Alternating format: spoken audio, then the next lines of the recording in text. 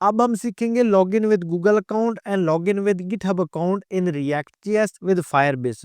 दोस्तों इसको लगाने के लिए सिंपली आप अपने प्रोजेक्ट को ओपन करो, इसके बाद आप ऑथेंटिकेशन के ऊपर क्लिक कर दो और यहाँ पे आप क्लिक करो गेट स्टार्टेड के ऊपर। अब यहाँ पर हमारे पास डिफरेंट किस्म के ऑप्शंस आ रहे हैं, आपने गूगल के ऊपर क्लिक कर देना है, उसके बाद आपने इस बटन को ओपन कर देना है। ओपन करोगे अब यहाँ पे आपके पास आ रहा है सपोर्टिव ईमेल फॉर प्रोजेक्ट कि आपने किसके अंदर ईमेल को स्टोर करवाना है, तो आप यहाँ पे अपनी ईमेल दो जो हमारे अकाउंट के ऊपर लगी, आप वो देना चाहो या इसके अंदर अपडेट करना चाहो तो आप अपडेट भी कर सकते हो, लेकिन आपने इसको सेव कर देना है। इसको सेव करोगे तो आपका sign in method with Google account enable हो जाएगा। उसके बाद आपने आ जाना अपने कोड के अंदर और आपने आ जाना फायर बेस कॉन्फ़िगरेशन के अंदर। अब यहाँ पे आओगे, ये हमारे पास ऑलरेडी डीबी लगी हुई है तो मुझे ये नहीं चाहिए, मुझे यहाँ पे चाहिए फायर बेस ऑथेंटिकेशन। अब जब भी ऑथेंटिकेशन आपने अप्लाई करवानी है तब आप इस्तेमाल करते हो गेट आथ का, तो आप यहाँ पे लिखोगे इम्पोर्ट, फिर उसके बाद आप कर्ली ब्रैकेट दोगे और यहाँ पे लिखोगे गेट आथ, यहाँ पे गेट और आथ फ्राम, और फ्राम के अंदर आप दोगे यहाँ पे फायर बेस, यहाँ पे फायर बेस स्लैश आथ, यहाँ पे ऑथेंटिकेशन हम इसके अंदर ले लेंगे, ठीक है। और ये हमारे पास साइन इन मेथड भी इनेबल हो गया। उसके बाद आपने क्या करना है कि जो आपके पास गेट आथ है इसको आपने एक और वेरिएबल के अंदर लेना है, यहाँ पे आप कांस्टेंट लोगे, यहाँ पे आपने लिख देना आथ इज इक्वल टू गेट आथ, ये हमने ऊपर लगाया हुआ है, और इसके अंदर आप ऐप को पास कर दोगे, फिर आप इसको यहाँ पे एक्सपोर्ट कर दो, सिंपली आप रख दो इसको एक्सपोर्ट और यहाँ पे आप आथ को पास कर दो, ठीक हो गया। अब ऑथेंटिकेशन क्या है हमारे पास यहाँ पे एक्सपोर्ट हो जाएंगे, अब हम किसी भी फाइल के अंदर इस्तेमाल कर सकते हैं। अब एसआरसी फोल्डर के अंदर आप यहाँ पे, ये ऑलरेडी हमारे पास यूजर वाला फोल्डर है, इसी के अंदर हम एक फाइल क्रिएट कर लेंगे, इसको हम नाम देंगे लॉगिन विद गूगल, यहाँ पे .jsx, और इसी को हम यहाँ से कॉपी और कर लेते हैं इसके नाम को, क्योंकि हमने सेम नेम के साथ यहाँ पे कंपोनेंट बनाना है, तो हम यहाँ पे लिखेंगे कांस्टेंट लॉगिन विद गूगल, और यहाँ पे और सिंपल हम यहाँ पे जिस तरह से एरो फंक्शन लगाते हैं उसी तरह से एरो फंक्शन लगा के हमारा जो कंपोनेंट उसको प्रॉपर डिफाइन कर लेंगे। फिर उसके बाद यहाँ पे हम लिखेंगे रिटर्न, और रिटर्न के अंदर हम यहाँ पे सिंपल एक टेक्स्ट प्रिंट करवा देंगे H2 के अंदर लॉगिन विद गूगल, ठीक है। फिर इसके बाद नीचे आ जाएंगे और यहाँ पे लिखेंगे एक्सपोर्ट डिफ़ॉल्ट और हमारा कंपोनेंट का नाम। अब इस कंपोनेंट को हम app.jsx के अंदर लगा लेंगे, app.jsx के अंदर आएंगे और यहाँ पे लिखेंगे हम लॉगिन, और ये बस गूगल आ गया, और यहाँ पे हम इसको कट करके यहाँ पे लगा देंगे, ठीक हो गया। ये हमारे पास हो गया लॉगिन में गूगल अकाउंट का जो कंपोनेंट उसका सेटअप। अब देखो दोस्तों, अब इसके अंदर जब भी आपने लॉगिन विद गूगल करवाना है ना, तो आप इसके ऊपर एक बटन लगाते हो, बटन आप अपनी मर्जी से भी स्टाइल करवा सकते हो, और आप इसके ऊपर जो रिकमेंडेड स्टाइल्स हैं गूगल के वो भी आप इस्तेमाल कर सकते हो, मतलब आप इसके अंदर कोई भी लाइब्रेरी इस्तेमाल कर सकते हो। लेकिन सिंपल मैं क्या करूँगा, हम मैं अपनी मर्जी से यहाँ पे बटन लूँगा, तो उसके लिए यहाँ पे बटन निकले लेता हूँ, बटन का टैग।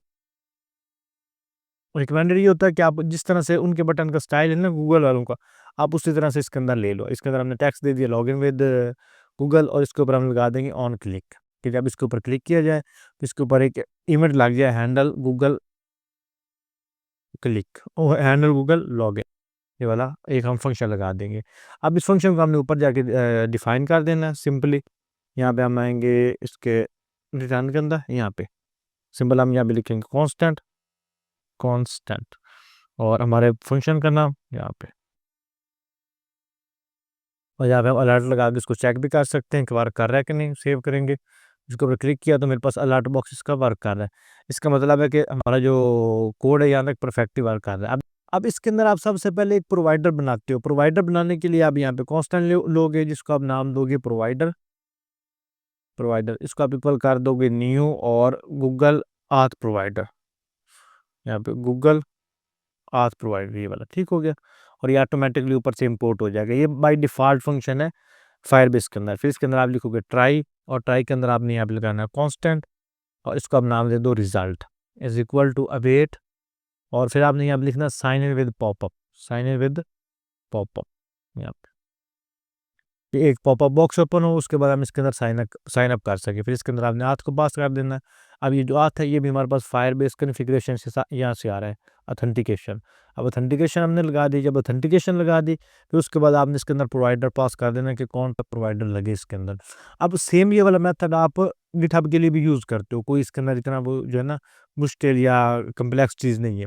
फिर उसके बाद आप इसको अगेन एक कांस्टेंट दो जिसको आप नाम दो क्रेडेंशियल्स, अब क्रेडेंशियल्स के अंदर क्या है कि आप इसके अंदर ईमेल, पासवर्ड, जो भी यूज़र की डिटेल्स हैं, वो आप इसके अंदर स्टोर करवा सकते हो या उनको फॉर्मेट कर सकते हो। यहाँ पे हम लिखेंगे गूगल आथ प्रोवाइडर, और गूगल आथ प्रोवाइडर के अंदर हम लिखेंगे यहाँ पे डॉट क्रेडेंशियल फॉर्मेट रिजल्ट, ये वाला, ये इनके बाय डिफ़ॉल्ट फंक्शंस हैं। यहाँ पे क्रेडेंशियल रिजल्ट, और इसके अंदर आप ये रिजल्ट को पास कर दोगे, जो भी रिजल्ट इसके अंदर आएगा। जब ये आपके पास आ जाएगा तो हर यूज़र के लिए अलग-अलग इसके अंदर टोकन क्रिएट होता है। हम यहाँ पे कांस्टेंट लेंगे जिसको हम नाम देंगे टोकन, और इसको हम दे देंगे क्रेडेंशियल, जो हम ऊपर वेरिएबल ले रहे हैं, डॉट एक्सेस टोकन। ठीक हो गया? उसके बाद हम यहाँ पे कांस्टेंट लेंगे और यूज़र का रिजल्ट लेंगे, क्योंकि हमने यूज़र का जो नेम है वो भी तो अपनी वेबसाइट के ऊपर शो करवाना है। तो हम सिंपली फिलहाल यूज़र को यहाँ पे लिख के, और फिर उसके बाद हम यहाँ पे कंसोल के अंदर आते हैं, और कंसोल के अंदर हम प्रिंट करवा देंगे यहाँ पे रिजल्ट को, यूज़र को हम प्रिंट करवा देंगे यहाँ पे यूज़र को, और इसके साथ आप रिजल्ट को प्रिंट करवाना चाहो तो रिजल्ट को भी करवा सकते हो। लेकिन कंसोल के अंदर हम यहाँ पे थोड़ी सी इन्फॉर्मेशन शो करवा देंगे। कंसोल के अंदर हम लिखेंगे यूज़र इन्फो, और यूज़र इन्फो के अंदर आप सिंपल यूज़र लिख दो तो यूज़र की डिटेल सारी इसके अंदर आ जाएंगी। फिर इसके बाद हम यहाँ पे लगा देंगे कैच, अगर हमारे पास ये ट्राई मेथड वर्क नहीं करता तो कैच के अंदर हमारे पास एरर आ जाए, और अगर एरर आता है तो कंसोल और लॉग के अंदर मेरे पास एरर शो हो जाए। ठीक हो गया? और यहाँ पे हम लगा देंगे कॉमा, यहाँ पे एक मेरे पास एरर आ रहा था यहाँ पे।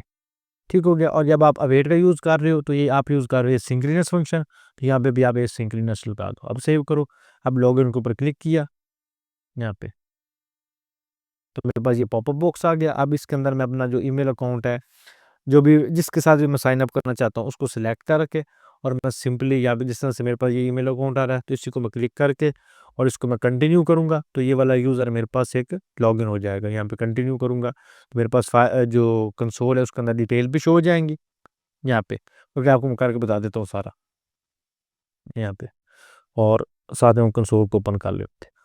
और अगर यहाँ पे मैं डैशबोर्ड चेक करूँगा तो डैशबोर्ड के ऊपर मेरे पास यहाँ पे यूज़र की डिटेल भी आ गई होंगी, जिस यूज़र ने अभी साइन इन किया है। ये देखिए मेरे पास यूज़र है, मेरे पास यहाँ पे आ गया।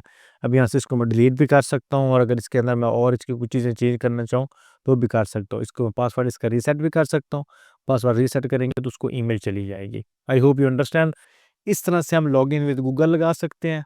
अब हम सीखेंगे लॉगिन विद गिटहब। दोस्तों लॉगिन विद गिटहब बहुत ही सिंपल है। सिंपली आपने साइन इन मेथड के ऊपर क्लिक करना है, और यहाँ पे आपने ऐड न्यू प्रोवाइडर के ऊपर क्लिक कर देना है। यहाँ पे आपने गिटहब को सिलेक्ट करना है और इस बटन को आपने ओपन कर देना है। इसको ओपन करने के बाद आपने आ जाना है यहाँ पे गिटहब डेवलपर सेटिंग के ऊपर, और ये जो फर्स्ट वेबसाइट है मतलब फर्स्ट लिंक, इसको आपने क्लिक कर लेना है, और आपने जो गिटहब का अकाउंट है वो अपना पहले से लॉगिन कर लेना है। फिर उसके बाद आपने यहाँ पे न्यू ऑथ ऐप, इसके ऊपर आपने क्लिक कर देना है, और यहाँ पे आपने एप्लीकेशन का नाम दे देना है। मैं इसको दे देता हूँ 7 डेज चैलेंज, और यहाँ पे इसका होम पेज, और जो होम पेज है वो आप यहाँ पे ये जो आपके पास लिंक आ रहा है इसको आप कॉपी करो और इसको यहाँ पे पेस्ट कर दो। ये आपका आ गया, और ये अथोराइज कॉल बैक, इसमें भी आप इसी को दे के आप यहाँ पे इसको रजिस्टर कर दो। सॉरी, यहाँ पे जो इसका होम पेज यूआरएल है वो आप दोगे इसको लोकल होस्ट, यहाँ पे ये इसका लोकल होस्ट आ रहा है ना, ये इसको आप अपडेट कर लो बाद में। यहाँ पे इसको हम आते हैं, यहाँ पे इसका होम यूआरएल हम दे देंगे इसका ये जो लोकल होस्ट आ रहा है, ये यहाँ पे ये वाला जो इसका लोकल होस्ट आ रहा है ना यूआरएल, क्योंकि हम लोकल होस्ट पे काम कर रहे हैं, इसका होम यूआरएल आएगा लोकल होस्ट, और जो उसके बाद अथोराइजेशन कॉल बैक है ना वो आएगा इसका ये वाला, ये जो आपका यहाँ पे नीचे आ रहा है। ये आने के बाद आप सिंपली क्या करो, यहाँ पे आपके पास आ रहा है क्लाइंट आईडी, आप क्लाइंट आईडी को यहाँ से कॉपी कर लो, यहाँ से कॉपी किया और यहाँ पे हमने क्लाइंट आईडी को पेस्ट कर दिया। उसके बाद हमारे पास आ रहा है यहाँ पे generate a new client secret, इसके ऊपर आपने क्लिक करना है।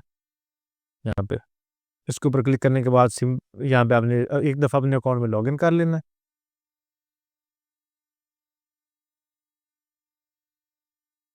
और सिंपली ये आपके पास सीक्रेट्स क्रिएट हो गए। इसको आप यहाँ से कॉपी करो, कॉपी करने के बाद आप यहाँ पे आओ और इसको पेस्ट कर दो। इसको भी पेस्ट कर दिया। जब ये दोनों चीज़ें लग गई फिर इसको आपने कर देना सेव, और सेव किया, और यहाँ से आपने अपनी जो सेटिंग्स है उसको भी अपडेट कर देना है, अपडेट एप्लीकेशन। इसको करने के बाद सिंपली आपके पास जहाँ पे लगी हुई है लॉगिन विद गूगल, आपने इसी कंपोनेंट को यहाँ से कॉपी कर लेना। कॉपी करने के बाद यहाँ पे आपने एक न्यू फाइल क्रिएट कर लेनी है, इसको आप नाम दे दो लॉगिन विद गिटहब .jsx, और इसको यहाँ पे पेस्ट कर लो, और जो इसके कंपोनेंट का नाम है हम यहाँ से कॉपी कर लेते हैं, क्योंकि इसके अंदर सारी चीज़ें सेम होनी है। जस्ट हमारे पास एक दो हमने लाइनें इसके अंदर चेंज करनी, बाकी सारा हमारा कोड सेम होना है।